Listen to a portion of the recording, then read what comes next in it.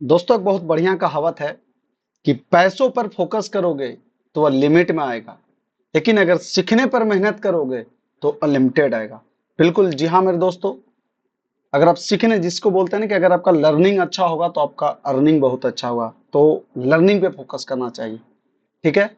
तो दोस्तों मैं आरडीएक्स सर, और मेरा पूरा नाम आरडीएक्स विवेक सिंह राजपूत हुआ। मैं आप सभी का स्वागत करता हूं अपने वीएसआर अड्डा पे। तो दोस्तों हम मॉडर्न हिस्ट्री ऑलरेडी स्टार्ट कर चुके हैं। इसके पहले हम 8057 जो आपका सिपाही म्यूटनी जिसको कि सिपाही विद्रोह बोलते हैं ऑलरेडी करवा दिया गया है। आप चाहे तो जाके आप देख लीजिए। और ये आपका for UPSC, BPSC, UPPSC, Bihar SSC से रिलेटेड जो एग्जाम है उस सभी चीजों का यहाँ पे तैयारी कराया जाएगा। और साथ ही साथ मैं बता दूं कि अभी 70 बीपीएससी का ऑलरेडी अभी जो सीट वगैरह है उसका आ गया। मैं नोटिफिकेशन अपने शॉर्ट वीडियो में डाल दूंगा, तो please no need to worry, आप टेंशन मत लेना। ठीक है। तो शुरुआत करने से पहले कुछ बढ़िया कोटेशन से शुरू करते हैं कि दूसरों के चेहरे हमें याद रखे, हमारी ऐसी फितरत नहीं। दूसरों के चेहरे हमें याद रखे, हमारी ऐसी फितरत नहीं। लोग हमारा चेहरा देख के अपनी फितरत बदल ले, ऐसी हमारी फितरत नहीं, ऐसी हमारी फितरत नहीं। जी हाँ मेरे दोस्तों, अगर आप हमसे जुड़ना चाहते हैं, वीएसआर अड्डा से अगर जुड़ना चाहते हैं, आप चाहते हैं कि मुझे फ्री का पीडीएफ मिले, मुझे फ्री का क्लासेस मिले, और यूट्यूब पे इतना ऐड वगैरह आता तो मैं इतना ऐड वगैरह आपके पास समय नहीं रहता है, तो नो नीड टू वरी। हमारा वीएसआर अड्डा ऑलरेडी एप्लीकेशन है, आप जाइए अपना गूगल प्ले स्टोर पे आप जाइए, वहां से डाउनलोड करिए, आपको ये मिल जाएगा। आपको कुछ नहीं करना है, गूगल प्ले स्टोर में जाना है और वहां से आपको जाके क्या कर लेना है सर, आपको डाउनलोड कर लेना है। ठीक है। अगर आप हमसे जुड़ना चाहते हैं तो आप हमें यूट्यूब पे भी जुड़ सकते हैं, हमसे फेसबुक पे भी जुड़ सकते हैं, इंस्टाग्राम पे भी जुड़ सकते हैं और टेलीग्राम पे भी जुड़ सकते हैं। ठीक है।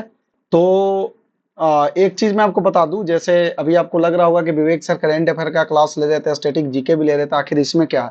तो देखो इसमें खास क्या है जो मैं आपको अभी बता देता हूँ। पहले क्या था कि मैं चारों ऑप्शन का जो, अगर कोई क्वेश्चन है तो उसमें जो चार ऑप्शन दिया रहता था मैं आपको डायरेक्ट आंसर बता देता था। लेकिन अब मैं क्या करूंगा कि जो चारों ऑप्शन है वो मैं उसको एक्सप्लेन करूंगा। एक एक जो ऑप्शन है ना, हर ऑप्शन को मैं एक एक करके तोड़ूंगा। ठीक है। तो जहां पे मेरे को लगेगा ना कि हाँ इस क्वेश्चन का ऑप्शन है उसको एक्सप्लेन करना चाहिए, मैं वहां पे एक्सप्लेन करूंगा। जहां पर मेरे को लगेगा नहीं यार एक्सप्लेन की आवश्यकता नहीं है, तो वहां पे मैं आपको एक्सप्लेन नहीं करूंगा। ठीक है। तो आपका ज्यादा समय ना लेते हुए आज का पहला सवाल लेते हैं। अकॉर्डिंग टू दादा भाई नौरोजी, स्वराज मिंट। ये सवाल ये पूछ रहा है कि दादा भाई नौरोजी ने स्वराज का मतलब, अकॉर्डिंग अगर दादा भाई नौरोजी के अनुसार अगर हम सोचे तो स्वराज का मतलब क्या होता है? स्वराज का मतलब क्या होता है? तो मैं आपको बता दूं कि दादा भाई नौरोजी ने स्वराज शब्द का प्रयोग स्वशासन के रूप में किया था। स्वशासन बोले तो ये देखो, सेल्फ गवर्नमेंट, खुद का शासन होना चाहिए, स्वशासन। उन्होंने यह विचार व्यक्त किया था कि भारतीयों को ब्रिटिश शासन से आजादी मिलनी चाहिए और वे अपना शासन खुद चलाएं। लेकिन इसका मतलब यह नहीं था कि वे तुरंत पूर्ण स्वतंत्रता की मांग कर रहे थे। उनके लिए स्वराज का मुख्य अर्थ था कि भारत को ब्रिटिश शासन के अधीन रहते हुए भी अपने प्रशासन का अधिकार मिले, यानी स्वशासन। ठीक है। इसलिए जो राइट, देखो स्वराज का मतलब कंप्लीट इंडिपेंडेंस नहीं था, इन्होंने साफ साफ बोला कि हमें पूर्णता नहीं चाहिए। ठीक है। इकोनॉमिक इंडिपेंडेंस भी नहीं बोला था, पॉलिटिकल, इन्होंने क्या बोला था कि जो शासन है उसके अंदर जो प्रशासन हो हमारा होना चाहिए, मतलब कि सेल्फ सेल्फ गवर्नमेंट, यानी कि स्वशासन, खुद का शासन होना चाहिए। चलिए अगला सवाल है, which book was written by Dadabhai Naoroji on Indian poverty and economy under British rule? ये बहुत बढ़िया सवाल है और ये आरआरबी 2006 में पूछा गया। कब पूछा गया सर? आपका आरआरबी 2006 में पूछा गया है। प्रश्न पूछ रहा है कि दादा भाई नौरोजी ने भारतीय गरीबी और ब्रिटिश शासन के तहत भारतीय अर्थव्यवस्था पर कौन सी पुस्तक लिखी थी इन्होंने? तो इंडियन इकोनॉमी अंडर ब्रिटिश राज इन्होंने नहीं लिखा था कि, ठीक है। British rule and economic drain of India, देखो इन्होंने ये भी नहीं लिखा था, ये भी नहीं लिखा था। हाँ, लेकिन ये जो आप इकोनॉमिक ड्रेन जो आप देख रहे हो इस पर इन्होंने बोला था, वो हम ऑप्शन पर आएंगे। ठीक है।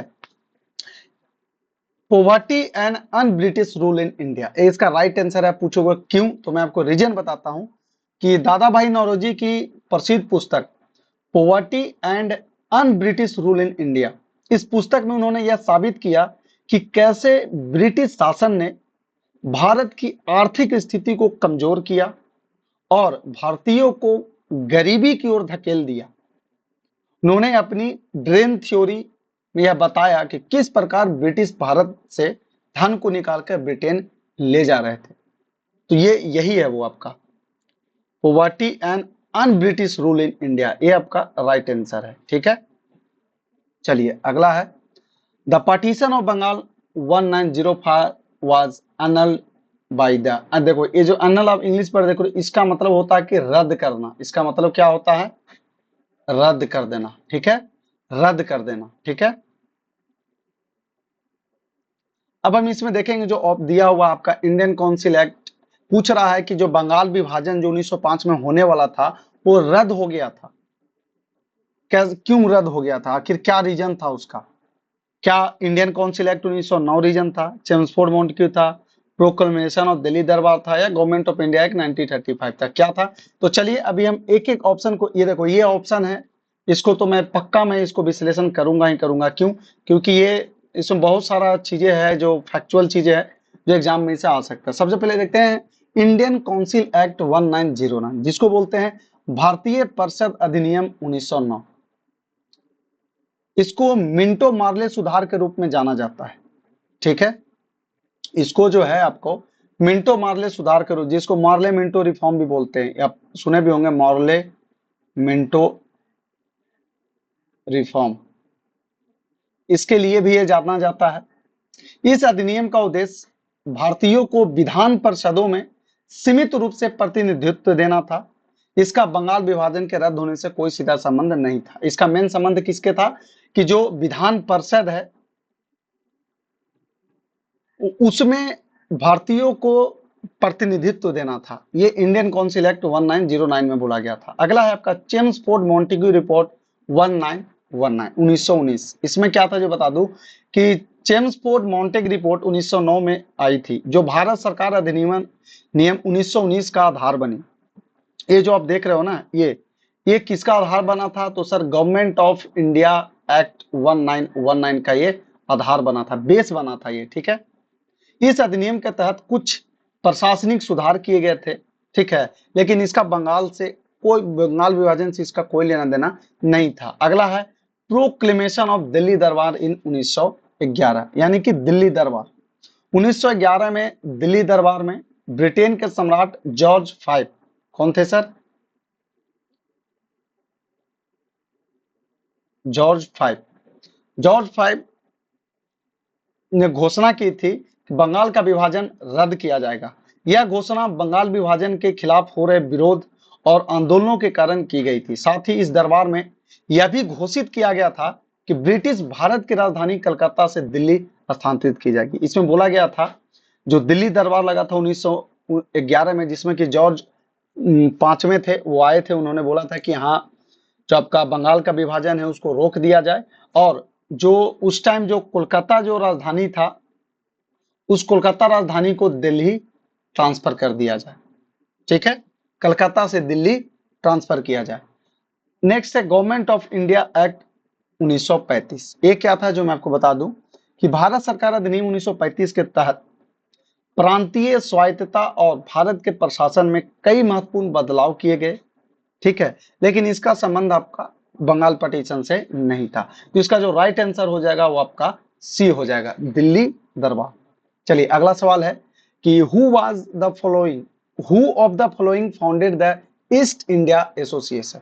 ठीक है, ये तो आपको आपका सीपीएफ असिस्टेंट कमांडेंट 2008 में सवाल पूछा गया है कि ईस्ट इंडिया एसोसिएशन के फाउंडर कौन थे, मतलब who founded east India association. चलो इसका मैं आंसर बता देता हूं, लेकिन आपको एक एक आदमी के बारे में थोड़ा सा देखो, मैं ज्यादा लिखूंगा तो उतना जगह नहीं आ रही है, पेन टैब है, यही अगर पैनल आता तो मैं आपको बहुत अच्छे से एक्सप्लेन करके लिखता, लेकिन कोई बात नहीं, जितना होगा मैं लिख दूंगा। बाकी मैं बोलूंगा ना तो आप ईयरफोन लगा के जरूर सुनना। ठीक है, क्योंकि मैं कॉन्सेप्ट बता रहा हूं अभी। सी आर दास के अगर मैं एक एक आदमी के बारे में आपको बता देता हूँ। सी आर दास, इनका पूरा नाम चितरंजन दास था। इनका पूरा नाम क्या था? तो इनका पूरा नाम चितरंजन दास था। ठीक है, इनका पूरा नाम चितरंजन दास था। एक प्रसिद्ध भारतीय स्वतंत्रता सेनानी, वकील और राजनीतिक नेता थे। उन्होंने स्वराज पार्टी की स्थापना की थी। सीआर दास जो है इन्होंने क्या किया था सर, इन्होंने स्वराज पार्टी की इन्होंने स्थापना करी, ठीक है। लेकिन ईस्ट इंडिया एसोसिएशन से इनका कोई लेना देना नहीं था। नेक्स्ट है दादा भाई नौरोजी। दादा भाई नौरोजी ने 1866 में ईस्ट इंडिया एसोसिएशन की स्थापना करी थी। जो ईस्ट इंडिया एसोसिएशन जो आप ये देख रहे हो, इसका स्थापना किसने करा था सर, तो दादा भाई नौरोजी ने। कब सर, तो आपका 1866 ईस्वी में, ठीक है। इसका उद्देश्य क्या था, तो इसका उद्देश्य था ब्रिटिश संसद में भारतीयों की आवाज उठाना और ब्रिटिश शासन की नीतियों की आलोचना करना। जो ब्रिटिश जो संसद था, पार्लियामेंट था, वहां क्या था, वहां इंडियन का आवाज बुलंद हो और जो पॉलिसी जो है ब्रिटिश का, उसका क्या करना जाए, क्रिटिसाइज करे। और दादा भाई नौरोजी को भारत का वयोविद कहा जाता है और उन्होंने ब्रिटिश शासन के तहत भारत की आर्थिक स्थिति पर व्यापक रूप से लिखा है, इन्होंने इस पुस्तक पे। नेक्स्ट है आपका देवेंद्र नाथ टैगोर, एक प्रसिद्ध धार्मिक और समाज सुधारक थे। जो देवेंद्र नाथ टैगोर देख रहे हो, ये क्या था, ये एक प्रसिद्ध धार्मिक और सामाजिक सुधारक थे, ठीक है, जो ब्रह्म समाज के संस्थापकों में से एक थे देवेंद्र नाथ टैगोर। उनका मुख्य ध्यान धार्मिक और सामाजिक सुधारों पर था और इनका ईस्ट इंडिया एसोसिएशन से कोई लेना देना नहीं था, ठीक है। नेक्स्ट है बीडी सावरकर। बीडी सावरकर का पूरा नाम विनायक दामोदर सावरकर था। ये जो आप देखते हो वीडी हर जगह लिखा हुआ, ये था आपका विनायक दामोदर सावरकर।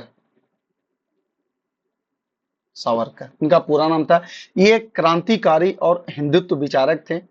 इन्होंने स्वतंत्रता संग्राम में महत्वपूर्ण भूमिका निभाई, लेकिन इनका ईस्ट इंडिया एसोसिएशन की स्थापना से कोई संबंध नहीं था। तो जो राइट आंसर हो जाएगा वो आपका दादा भाई नौरोजी हो जाएगा, ये इससे संबंधित है। ये 1866 में क्या किया था सर, तो 1866 में इन्होंने स्थापना किया था। अगला सवाल है, कंसीडर द फॉलोइंग स्टेटमेंट। एक एक स्टेटमेंट को अभी हम रीड करेंगे, ठीक है। अब एक एक स्टेटमेंट को अभी हम देखेंगे। प्रश्न में दिया गया है, the Indian National Congress was founded during the viceroy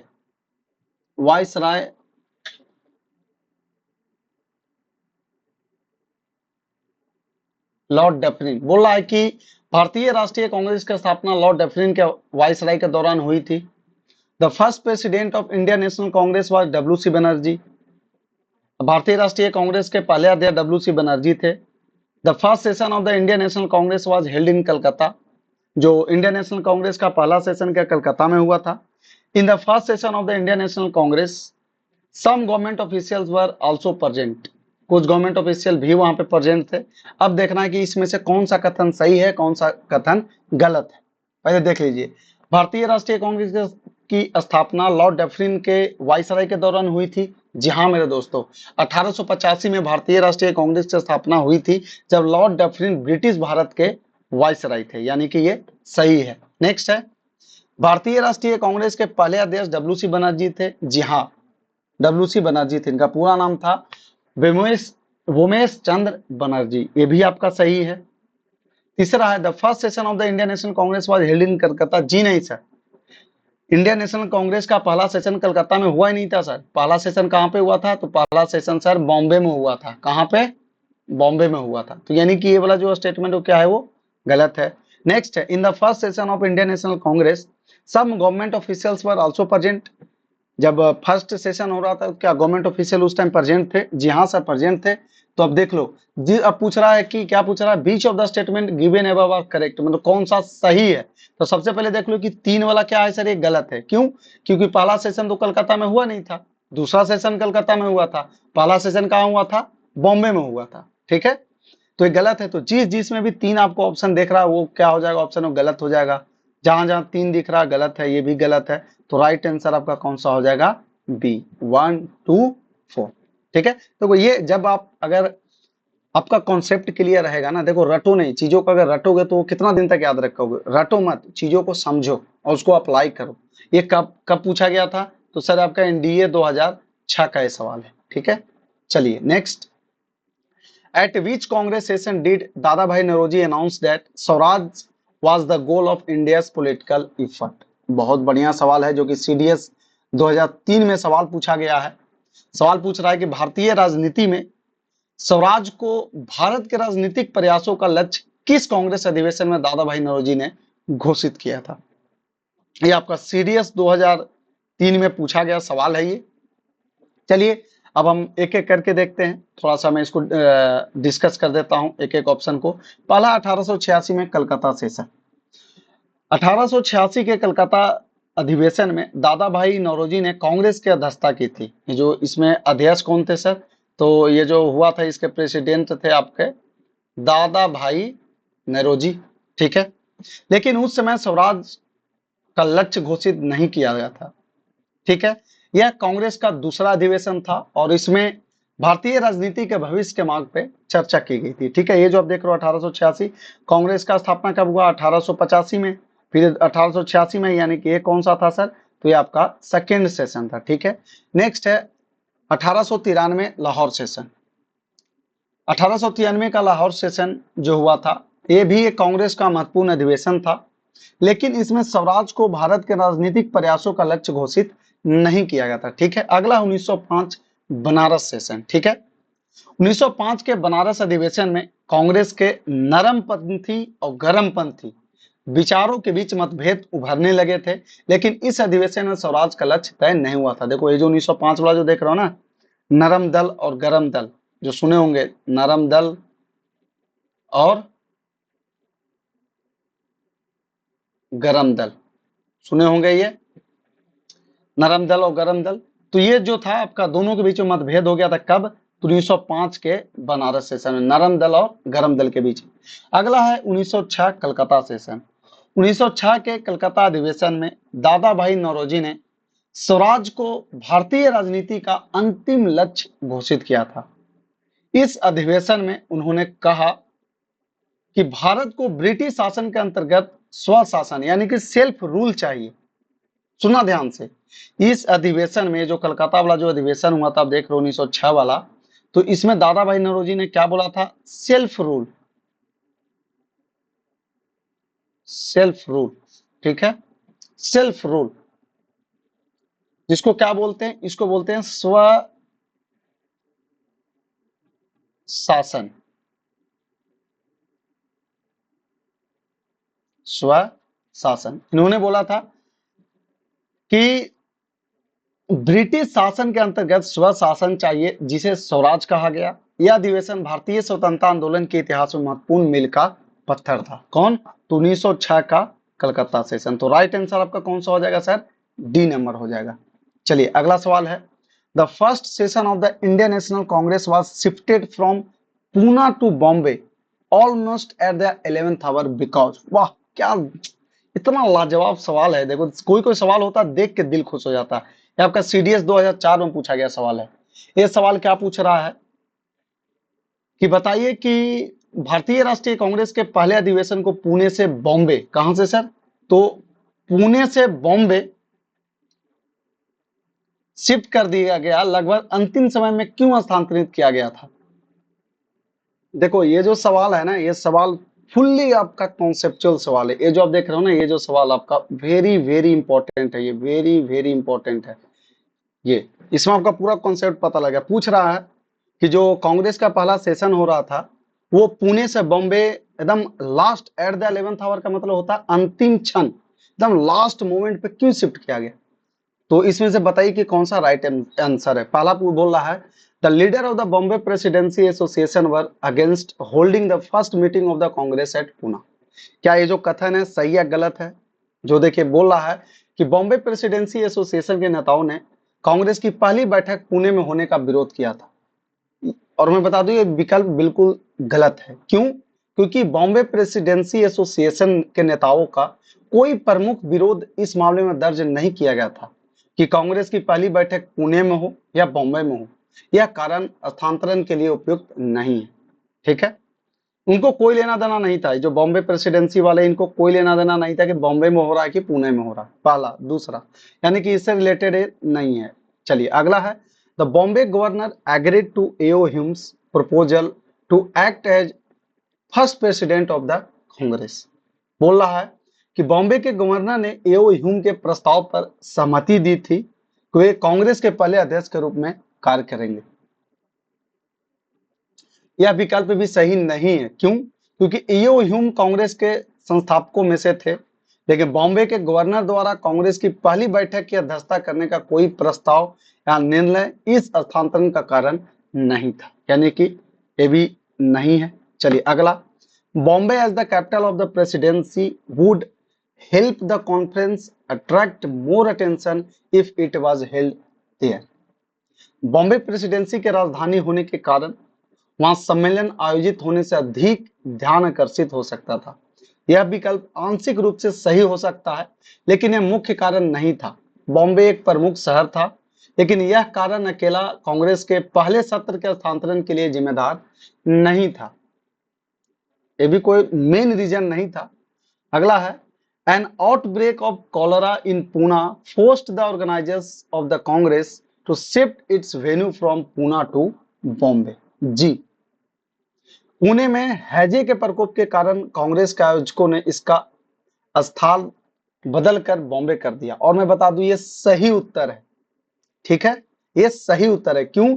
क्योंकि पुणे में हैजे के प्रकोप के कारण भारतीय राष्ट्रीय कांग्रेस के पहले सत्र को बॉम्बे में स्थानांतरित करना पड़ा। यह स्वास्थ्य आपातकाल के कारण लिया गया निर्णय था, जो आखिरी समय में किया गया था। जो राइट आंसर हो जाएगा, कौन सा हो जाएगा आपका? डी नंबर, कि जो पुणे से जो बॉम्बे शिफ्ट हुआ था अंतिम क्षण में, क्योंकि पुणे में क्या हो गया था, वहां पे कॉलरा फैल गया था। ठीक है, हैजा जिसको बोलते हैं। नेक्स्ट है, चलिए अगला सवाल है, with reference to Indian freedom struggle who among the following was labelled as struggler where in the Congress. सवाल है, देखो सवाल में हिंदी में आपको बता देता हूं। प्रश्न पूछ रहा है कि भारतीय स्वतंत्रता संग्राम के संदर्भ में निम्नलिखित में से किसे कांग्रेस में संघर्ष का प्रतीक के रूप में लेबल दिया था? लेबल एज ए स्ट्रगल, मतलब कि संघर्ष का प्रतीक बोला था। किनको बोला गया था? चलिए एक एक करके अभी हम देख लेते हैं। गोपाल कृष्ण गोखले। अब हम थोड़ा, और ये पूछा गया आपका किस में सर? जो आपका सीडीएस 2008 में पूछा गया सवाल है। ठीक है, जो मैं आपको थोड़ा सा सभी लोगों के बारे में बता दूं। अब हम बात करते हैं गोपाल कृष्ण गोखले। गोपाल कृष्ण गोखले एक प्रमुख नरमपंथी नेता थे। वे कांग्रेस के भीतर सुधारों और सविनय अवज्ञा के माध्यम से स्वतंत्रता के लिए काम करते थे, लेकिन उन्हें संघर्ष का प्रतीक नहीं माना गया। उनका दृष्टिकोण सुधारात्मक था, न कि संघर्षनात्मक। ठीक है, अगला है बिपिन चंद्र पाल। ठीक है, बिपिन चंद्र पाल को संघर्ष का प्रतीक माना गया है। किनको माना गया था? इन्हीं को माना गया है लेबल एज स्ट्रगल, इनको माना गया है। ठीक है, संघर्ष का प्रतीक माना गया है। वे गर्मपंथी नेताओं में से एक थे और भारतीय स्वतंत्रता संग्राम के लिए कट्टर विचारधारा का प्रतिनिधित्व करते थे। उन्होंने कांग्रेस के भीतर अधिक सशक्त और सक्रिय दृष्टिकोण की वकालत की। अगला है लाला लाजपत राय। लाला लाजपत राय भी एक प्रमुख स्वतंत्रता सेनानी थे और उन्हें पंजाब का सिंह भी कहा जाता था। Lion of Punjab, lion of Punjab, Punjab का सिंह भी कहा जाता था। हालांकि वे भी संघर्ष के लिए जाने जाते हैं, लेकिन उन्हें विशेष रूप से संघर्ष का प्रतीक नहीं कहा गया है। लास्ट है अरविंदो घोष। अरविंदो घोष एक महान विचारक और क्रांतिकारी थे। बहुत बड़ा ये थिंकर थे और एक रेवेलियन थे, क्रांतिकारी थे। उन्होंने भारतीय स्वतंत्रता संग्राम के लिए महत्वपूर्ण विचार प्रस्तुत किए, लेकिन उन्हें भी संघर्ष का प्रतीक के रूप में नहीं लेबल दिया गया। तो जो राइट आंसर हो जाएगा वो आपका बिपिन चंद्र पाल को संघर्ष का प्रतीक माना गया। अगला सवाल है, who among the following was thrice elected president of the Indian National Congress. ये आपका सीडीएस 2009 का सवाल है। बहुत ही बेहतरीन सवाल है। इसमें पूछा जा रहा है कि निम्नलिखित में से कौन भारतीय राष्ट्रीय कांग्रेस का 3 बार राष्ट्रपति चुना गया? चलिए अभी हम देखते हैं। पहला ऑप्शन है दादा भाई नौरोजी। दादा भाई नौरोजी एक महत्वपूर्ण नेता थे और उन्हें भारतीय राष्ट्रीय कांग्रेस का अध्यक्ष चुना गया था, लेकिन वे केवल 2 बार अध्यक्ष रहे। कितने बार रहे हैं सर? ये 2 टाइम्स रहे, 2 टाइम्स प्रेसिडेंट रहे हैं। ये किसके? इंडियन नेशनल कांग्रेस के। अगला है आपका सुरेंद्र नाथ बनर्जी। सुरेंद्र नाथ बनर्जी एक प्रमुख नेता थे और उन्हें भी कांग्रेस का अध्यक्ष बनाया गया था, लेकिन वे 3 बार अध्यक्ष नहीं रहे थे। ठीक है। अगला है गोपाल कृष्ण गोखले। गोपाल कृष्ण गोखले एक महत्वपूर्ण नरमपंथी नेता थे, लेकिन वे कभी भी कांग्रेस के अध्यक्ष नहीं बने। ठीक है, ये नेवर, मतलब ये तो बने भी, ये प्रेसिडेंट तो बने भी, लेकिन ये बने ही नहीं, नेवर, नेवर बिकम प्रेसिडेंट। ठीक है। अगला है शंकरन नायर। शंकरन नायक एक प्रमुख स्वतंत्रता सेनानी थे और उन्होंने कांग्रेस के अध्यक्ष के रूप में कार्य किया, लेकिन वे भी 3 बार अध्यक्ष नहीं रहे, इसलिए यह भी विकल्प सही नहीं है। ठीक है। इसलिए दिए गए विकल्पों में से कोई भी 3 बार कांग्रेस का अध्यक्ष नहीं रहा। हालांकि सही उत्तर सुरेंद्र नाथ बनर्जी हो सकता है, जिन्होंने 2 बार अध्यक्षता की थी। सुरेंद्र नाथ बनर्जी भी कितना 2 टाइम्स किए थे, इसलिए इसका राइट आंसर हम बी लगा सकते हैं। 3 बार इनमें से कोई नहीं बने थे। ठीक है। अगला सवाल है consider the following statement and identify the person. During his stay in England, he endeavored to educate the British people about their responsibilities as rulers of India. He delivered speeches and published articles to support his opposition to the unjust and oppressive regime of the British Raj.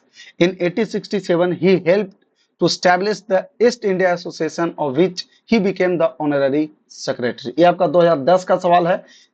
ठीक है। इस थोड़ा conceptual सवाल है, मैं इसके बारे में आपको हिंदी में समझा देता हूं कि प्रश्न में दिए गए विवरणों के आधार पर व्यक्ति की पहचान करनी है। ठीक है। विवरण इस प्रकार है कि इंग्लैंड में रहने के दौरान उन्होंने ब्रिटिश लोगों को भारत के शासकों के रूप में उनकी जिम्मेदारियों के बारे में शिक्षित करने का प्रयास किया।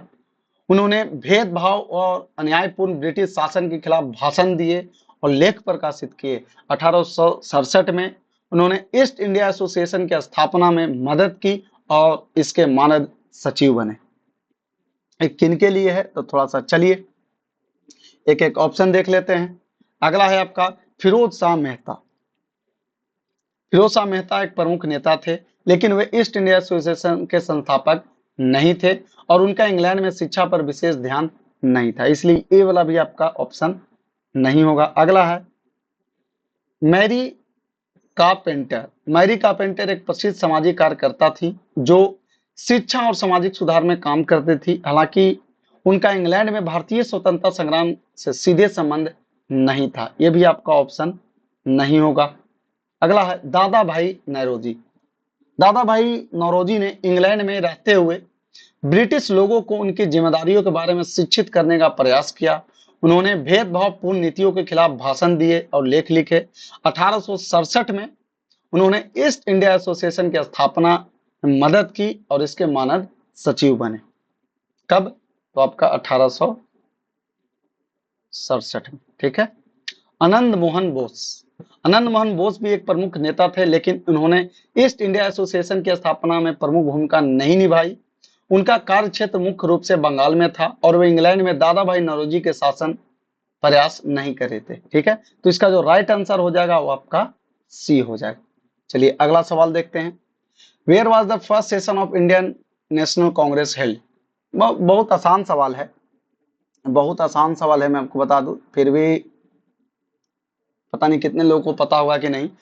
पूछ रहा है सवाल कि भारतीय राष्ट्रीय कांग्रेस का पहला अधिवेशन कहाँ आयोजित किया गया था? और ये आपका बीपीए देख लो कितना आसान सवाल है। बीपीएससी 2001 और यूपीएससी 2008 में पूछा गया था। सबको पता है कि सबसे पहला अधिवेशन कहाँ पे हुआ था? बॉम्बे में हुआ था। कहाँ पे हुआ था सर? बॉम्बे में हुआ था। कब? इसके बारे में बता दूं, भारतीय राष्ट्रीय कांग्रेस का पहला अधिवेशन बॉम्बे में हुआ था, 1885 में हुआ था। कब हुआ था? 1885 में हुआ था। इस अधिवेशन में 72 प्रतिनिधियों ने भाग लिया और इसका अध्यक्षता बेमोश चंद्र बनर्जी ने किया था। इसमें टोटल कितना? तो 72 डेलीगेट्स इसमें शामिल थे। ठीक है। और आपका ये डब्ल्यू सी बनर्जी इसके क्या थे? अध्यक्ष थे। ठीक है। चलिए अगला सवाल है। Indian National Congress was founded by. Indian National Congress जो है किसके द्वारा किया गया सर? सवाल पूछा था कि भारतीय राष्ट्रीय कांग्रेस की स्थापना किसने की थी? बहुत आसान सवाल है। और आपका बीपीएससी 2001, इंद्रप्रस्थ यूनिवर्सिटी 2007 में पूछा गया था। तो ये आपका एओ ह्यूम के द्वारा किया गया था। एओ ह्यूम, एओ ह्यूम के द्वारा किया गया था। ठीक है, चलिए अगला सवाल है, who was the founder of Indian association? Indian association के संस्थापक कौन थे? तो ऑलरेडी आपको पता ही है कि दादा भाई नौरोजी थे। देख रहे हो, इतना आसान आसान सवाल आपका किसमें पूछा गया? बीपीएससी 2002, डब्ल्यूबीपीसीएस 2007 और 2000 दोनों में रिपीटेड क्वेश्चन पूछा गया। अगला सवाल है, the second session of Indian National Congress was presided over by? ये भी आपको पता है राइट आंसर, ये आपका बीपीएससी 2002 में पूछा गया था।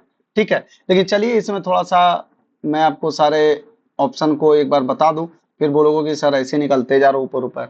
गणेश अगरकर, गणेश अगरकर एक प्रमुख सामाजिक सुधारक और शिक्षाविद थे, लेकिन उन्होंने भारतीय राष्ट्रीय कांग्रेस के किसी अधिवेशन की अध्यक्षता नहीं करी थी। ठीक है, तो ये भी आपका ऑप्शन गलत है। अगला है सुरेंद्र नाथ बनर्जी। सुरेंद्र नाथ बनर्जी एक प्रमुख भारतीय स्वतंत्रता सेनानी और नेता थे। हालांकि उन्होंने भारतीय राष्ट्रीय कांग्रेस के दूसरे अधिवेशन की अध्यक्षता नहीं करी थी। ये 2 बार किए थे बट इसमें नहीं किए थे। सेकेंड, ये पूछा सेकेंड सेशन पूछ रहा है ये आईएनसी का।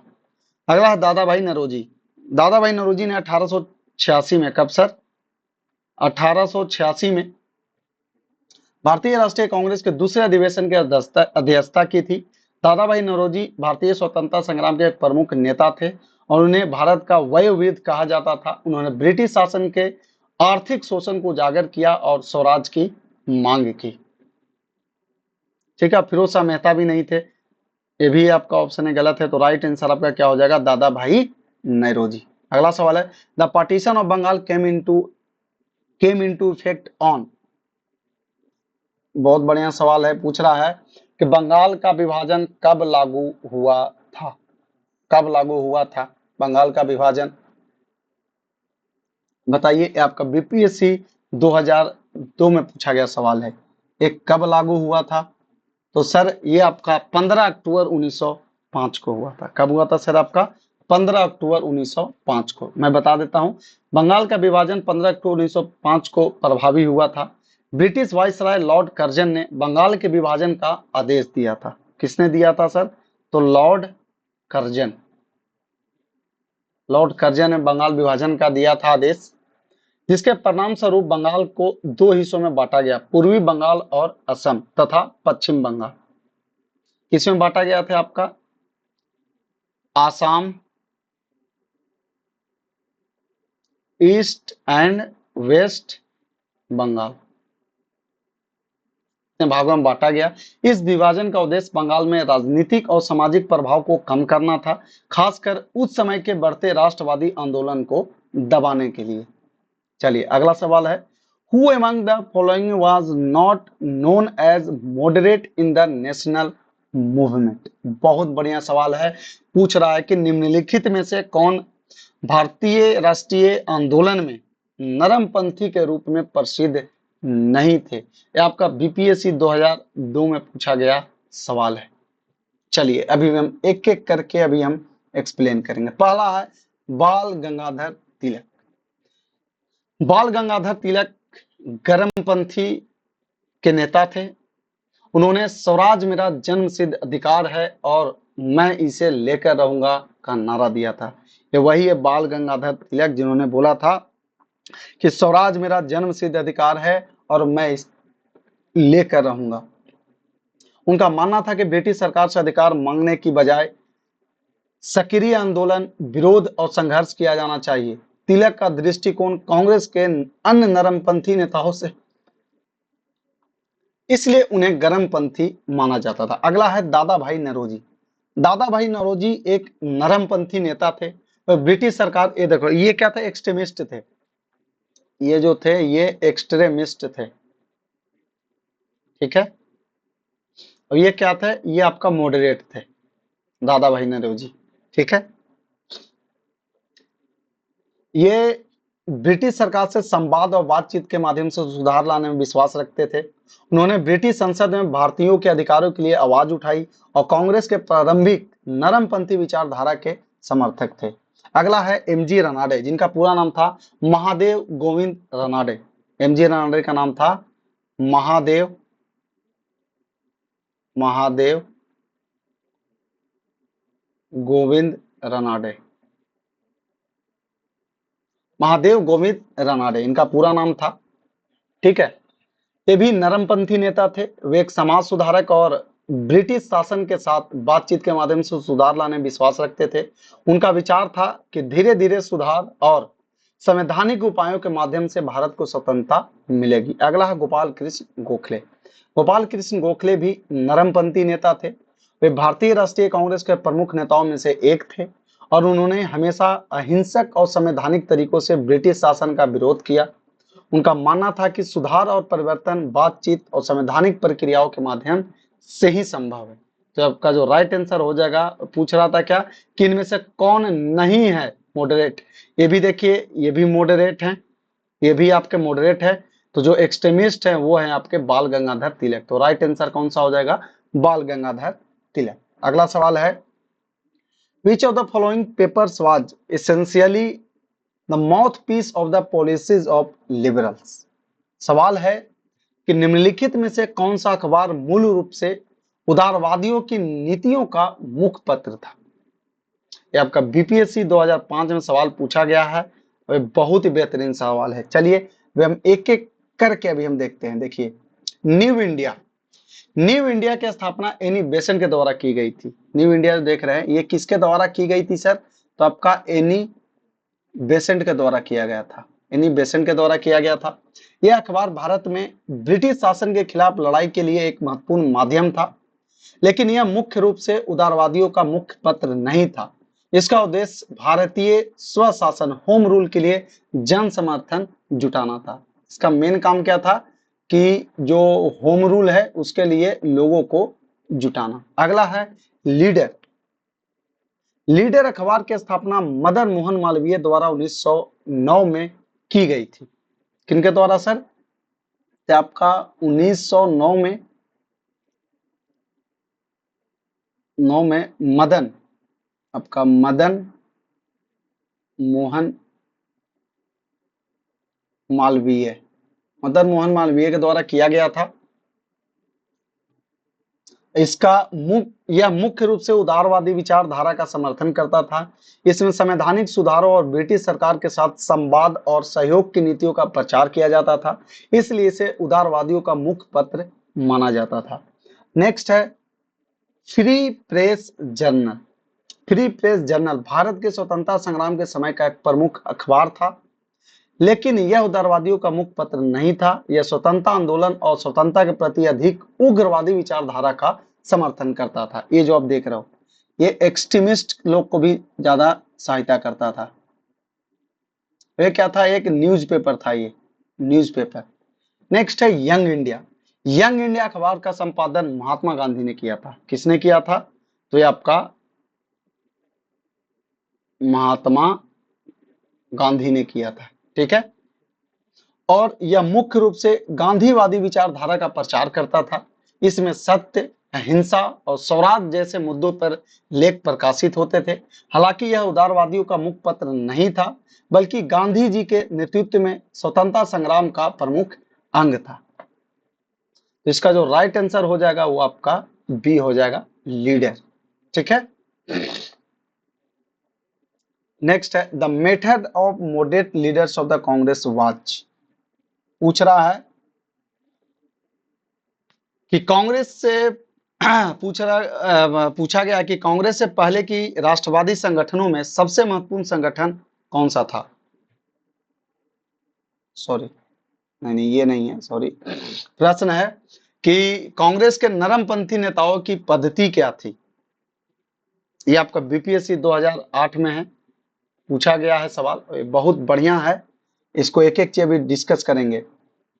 पूछ रहा है कि जो मॉडरेट लीडर थे वो इसमें से कौन सा मेथड फॉलो करते थे।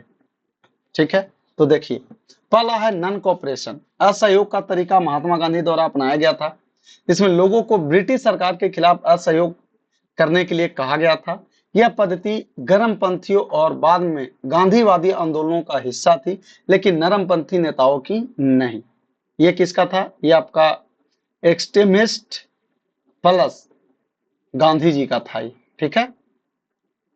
अगला है कॉन्स्टिट्यूशनल लेजिटेशंस, मतलब संवैधानिक प्रक्रिया। कांग्रेस के प्रारंभिक नरमपंथी नेता जैसे दादा भाई नौरोजी, गोपाल कृष्ण गोखले, सुरेंद्र नाथ बनर्जी आदि ब्रिटिश सरकार से संवैधानिक और कानूनी प्रक्रियाओं के तहत सुधार की मांग करते थे। उनका मानना था कि बातचीत, याचिका और संवैधानिक तरीकों से भारतीयों के अधिकार प्राप्त किए जा सकते हैं। वे ब्रिटिश सरकार से सुधारों के माध्यम से भारत की स्थिति सुधारने की कोशिश करते थे, ठीक है। अगला है पैसिव रेसिस्टेंस, जिसको बोलते हैं निष्क्रिय प्रतिरोध। निष्क्रिय प्रतिरोध का तरीका गर्मपंथी नेताओं और बाद में गांधी जी द्वारा अपनाया गया। इसका मतलब था बिना किसी हिंसा के विरोध करना, हालांकि यह नरमपंथियों की प्राथमिक पद्धति नहीं थी। अगला है सिविल डिसओबीडियंस, सविनय अवज्ञा की नीति भी गांधी जी द्वारा शुरू की गई थी, जिसमें कानून तोड़कर ब्रिटिश शासन के खिलाफ विरोध किया जाता था। यह पद्धति नरमपंथियों द्वारा इस्तेमाल नहीं की गई थी, बल्कि यह गर्मपंथी और गांधीवादी आंदोलनों की प्रमुख रणनीति थी। तो ये जो आप देख रहे हो ये भी आपका गांधी जी का था। ये भी जो आप देख रहे हो ये आपका गांधी जी प्लस एक्सट्रीमिस्ट का था। तो जो मॉडरेट के लिए था वो आपका क्या था? कॉन्स्टिट्यूशनल लिटिगेशन, ठीक है। चलिए अगला सवाल है, the most important organisation of the pre Congress nationalist organisation was. पूछ रहा है कि कांग्रेस से पहले की राष्ट्रीयतावादी संगठनों में सबसे महत्वपूर्ण संगठन कौन सा था? चलिए, और ये कब पूछा गया है? तो आपका 48 और 52 बीपीएससी 2008 में पूछा गया, ठीक है। पहला हम देखते हैं Bengal British India society. Bengal British India society यह संगठन 1843 में स्थापित किया गया था। कब किया गया था सर? तो ये आपका 1843 में स्थापित किया गया था। इसका उद्देश्य भारत में ब्रिटिश शासन की आलोचना करना और भारतीयों के अधिकारों की रक्षा करना था। हालांकि यह संगठन इतना प्रभावशाली नहीं था जितना के बाद में बने अन्य संगठन। अगला है ईस्ट इंडिया एसोसिएशन। इसका गठन दादा भाई नौरोजी ने 1867 में लंदन में किया था। कब? तो ये आपका 1867, कहाँ? लंदन। किसके द्वारा? तो दादा भाई नौरोजी के द्वारा, ठीक है, दादा भाई नौरोजी के द्वारा। इसका उद्देश्य भारत में ब्रिटिश शासन की आलोचना करना और भारतीयों के अधिकारों की रक्षा करना था। भारतीयों के अधिकारों में ब्रिटिश लोगों को जागरूक करना था। यह संगठन भारत की समस्याओं को ब्रिटिश संसद के सामने लाने का काम करता था, लेकिन इसे सबसे महत्वपूर्ण संगठन नहीं माना जाता था, ठीक है। अगला है यंग बंगाल एसोसिएशन। यह संगठन हेनरी लुइस विवियन डेरोजियो के नेतृत्व में बना था। अब बस हेनरी याद रखोगे, आपको याद रहेगा। पूरा नाम है इनका हेनरी लुइस विवियन डेरोजियो के नेतृत्व में बना था। इस संगठन का उद्देश्य सामाजिक सुधार और स्वतंत्रता के लिए जन जागरण करना था। इसका प्रभाव बंगाल तक सीमित था और यह मुख्य रूप से सामाजिक सुधारों पर केंद्रित था। अगला है Indian association of Calcutta. Indian association of Calcutta की स्थापना सुरेंद्र नाथ बनर्जी और आनंद मोहन बोस ने 1876 में करी थी। कब सर? तो ये आपका 1876 में। किसके द्वारा? तो सुरेंद्र नाथ बनर्जी, एस बनर्जी, और दूसरा कौन थे? आनंद मोहन बोस। आनंद मोहन बोस के द्वारा किया गया था। यह संगठन कांग्रेस से पहले का सबसे महत्वपूर्ण संगठन था और इसका उद्देश्य भारत के विभिन्न वर्गों को एक मंच पर लाकर ब्रिटिश शासन के खिलाफ जन समर्थन जुटाना था। यह संगठन भारतीयों के अधिकारों और स्वशासन के लिए संघर्ष करता था और बाद में भारतीय राष्ट्रीय कांग्रेस के गठन में इसका बड़ा योगदान था, ठीक है। किसका? तो इसका राइट आंसर हो जाएगा आपका इंडियन एसोसिएशन ऑफ कलकत्ता। और ये आपका आज का आखिरी सवाल है, ये the correct chronological order of the following organisation is. देखो ये आपका जेपीएससी 2003 में पूछा गया सवाल है और ये बहुत ही बेहतरीन सवाल है। ये बोल रहा है सही क्रम में इसको लगाने के लिए तो सबसे पहले तो आपको जानना पड़ेगा बॉम्बे एसोसिएशन। यह संगठन 1852 में स्थापित किया गया था। कब किया गया था सर आपका ये? तो ये आपका 1852 में स्थापित किया गया था।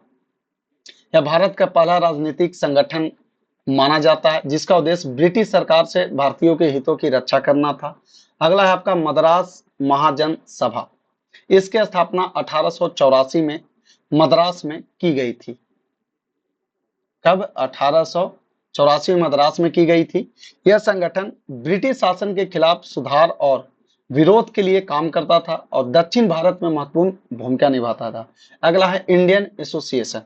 इंडियन एसोसिएशन की स्थापना 1876 में सुरेंद्रनाथ बनर्जी 1876 में सुरेंद्रनाथ बनर्जी और आनंद मोहन बोस द्वारा कलकत्ता में की गई थी। यह संगठन कांग्रेस के गठन से पहले का सबसे प्रभावशाली संगठन था और भारतीयों के राजनीतिक अधिकारों के लिए संघर्ष करता था। अगला है इंडियन लीग। इंडियन लीग की स्थापना 1875 में की गई थी। कब की गई थी सर आपका ये? 1875 में की गई थी, जिसका उद्देश्य भारतीय युवाओं में राजनीतिक जागरूकता फैलाना और ब्रिटिश सरकार के खिलाफ जन समर्थन जुटाना था। ठीक है, अब हम देखते हैं एक एक करके ऑप्शन। पहला बोला 1 2 3 4। ओके, देख लेते हैं।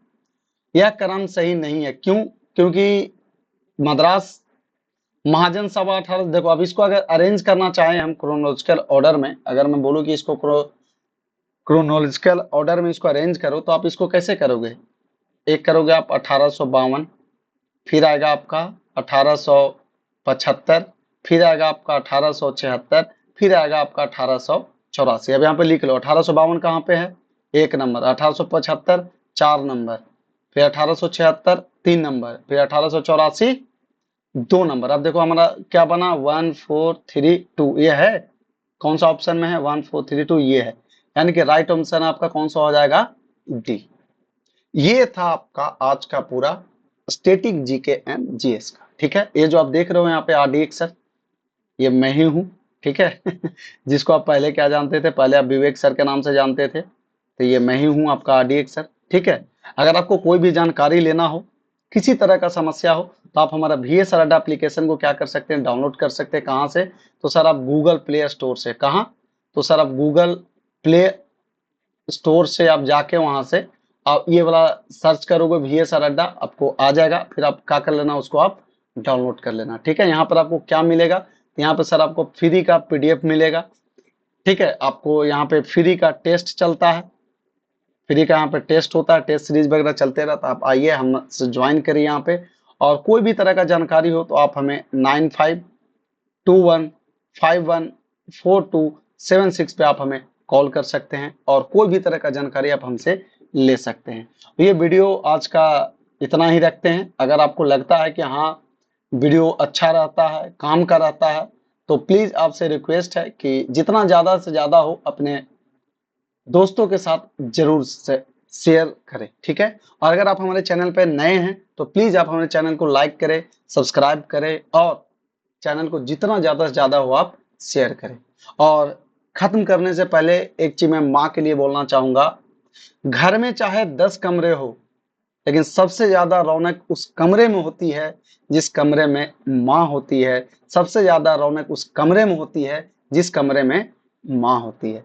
तो यार माँ के लिए तो इस वीडियो को कम से कम शेयर ही कर दो। ठीक है, चलो फिर हम मिलते हैं अगले वीडियो में। तब तक के लिए bye bye, take care, keep signing off. जय हिंद।